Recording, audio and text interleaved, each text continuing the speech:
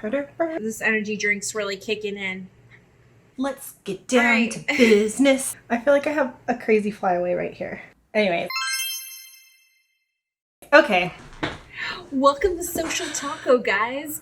While Marissa's singing Lawn to herself in her head, I'm going to make the intro today. Today we're going to talk about Taylor Swift's new release of her album, Folklore, and basically we're going to discuss her marketing tactics. I'm a fan of the surprise album drops. She has been very much the artist that does the opposite of a surprise album drop. Like, she does Easter eggs, and she does a lot of that because she has such a huge engaged fan base. She really plays that up. And so it feels like this is definitely something new for Taylor Swift. That is something different because I think she takes a lot of pride and puts in a lot of effort to, connect with her audience and get them to be part of the process. The way that I'm interpreting this release is I think she sees that there's the need for her to be there for her fans, and in a way I take this as a surprise to be like, hey guys, like, I'm going through this as well, like, here's my creative output. I hope that this makes your day and helps you through these rough times. She's very good at like being aware of what not just is going on with her online, but like what's going on with everybody, what the world mood is. It's not a mistake too that her album's very, like, people have been calling it her cottagecore album. Yeah. Which, if you don't know what cottagecore is, it's the aesthetic of living in a cottage in the woods and everything's idyllic and it's wildflowers and baking and sweaters. My aesthetic is really like cottagecore Star Wars. Like, I want lightsabers, but I also want wildflowers. Okay, and my aesthetic is laying on the beach with a mojito at an all-inclusive. So there you go. I noticed the couple of days prior to her releasing her album and music videos, she already had specific items on sale on her e-commerce site. And one of them was the cardigan. And I was like, I was looking at this cardigan and I was like, okay, I mean, that's a cute cardigan, but like, I don't really Is it the one in the video with the stars and stuff? Yeah. Okay, so I was cool. Like, it's cute, but like, I don't really wear cardigans. But then I saw that she released her first album with the cardigan in it. It's cardigan. It was like, I was like, oh wait, this cardigan like symbolizes this. It has a whole story and it's connected straight to the music video. It's funny because when I watched the music video, I mean, I am a big cardigan person. I love cardigans very much. And so when I watched the music video and saw her put on that cardigan, I was like, I bet people would buy that cardigan. And of course, she's already on it. Yeah, it's product placement. And she did it in a genius way, because now you've convinced someone like myself who doesn't give a shit about cardigans that there's this whole entire mystical, like, folklore story to this specific cardigan that has touched Taylor Swift's body, but really not. And cardigans just in general are magical, and you got to get on that cottagecore life, Sarah. Anyways, that's what I meant. It's like, it's genius product marketing, because I bet you, I haven't even checked the site yet, but I wouldn't be surprised if that cardigan is sold out now. You mentioned Easter eggs. I noticed that with her Lover album, every time she was releasing a single before the album was released, she had little Easter eggs in her lyrics. Oh my god, her like Taylor Swift army, it was so on top of their shit. Like, they would figure out the name of the next single, everything it was going to be about, where the video was going to be taped. The power and ability to be able to have that connection with your fans, I think, is really crucial.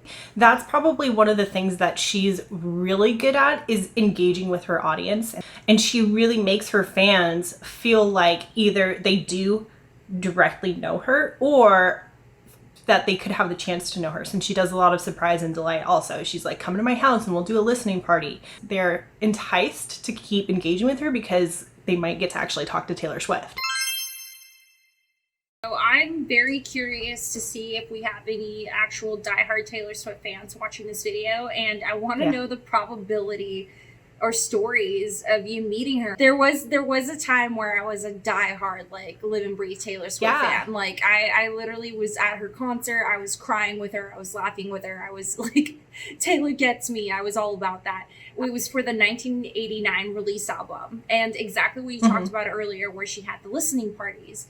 So I actually saw this friend of mine post a photo of her hanging out in her kitchen while, like, opening her fridge. Yeah, I DM'd her. I was like, oh my god, were you... I have to know immediately. Yeah, I was like, I need you to tell me the story of Taylor Swift. Like, word by word. And this girl took her time. She wrote me an essay of her whole entire encounter of like how 6 hours of scrolling. Right? Yeah, like that kind of vulnerability and relationship that you put with your fans is like what brought her back from, you know, for the Reputation album after that whole entire scandal. Like, just speaking about that, the fact that she went dark from a marketing perspective. We're watching her Instagram. She deleted everything.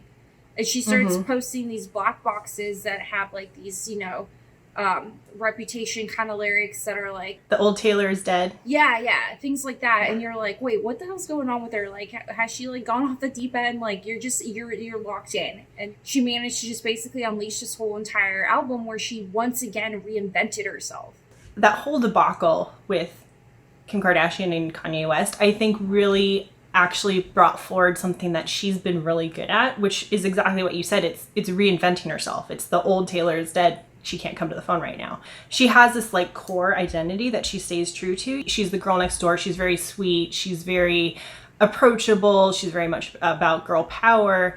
But in each stage of her career, she's been a little bit different. When Kim Kardashian dropped her audio of the phone call with Kanye, a bunch of people started going to her Instagram and posting snakes all over everything that she posted. She decided that she was going to own that, and she started promoting Reputation. There was a teaser image that was like a snake tail. She's been really good at like seizing the stories and then turning them and taking ownership of them. And I have this crazy flyaway that's been going the whole time. I don't know if you could see it. Put an arrow and call it Alpha Alpha. Okay, alfalfa? Like Little Rascals. Just gonna tuck him back in, tuck him into bed. When she rolls out these albums as well, she's got people stepping up for her. Like, honestly, I just opened up Instagram and saw Selena Gomez did a shout out on her stories, and so did Halsey. Like, she's got all these, she's got a good support group. One of the things that's been like a cornerstone of her marketing is this idea of like the girl squad. Especially with Bad Blood and then with Reputation, it was very much about like having this girl squad to back you up and being sort of like this badass group of ladies. So whether you're a Taylor fan, whether you're not, you have to admit that she's really good at digital marketing and at social media marketing. She really knows who she is and how to kind of tweak who she is as she grows as a person. She has always been amazing at connecting with fans and really being authentic with them, which is part of what's created the Taylor Swift army. And she's really been great about owning her own image and owning her own story. Don't forget to subscribe to Social Taco for all things social media, marketing, digital marketing, and, you know, see you next time. Man, remember when we could go to live concerts, when we could sit that close to like hundreds of thousands of other people? What a crazy time.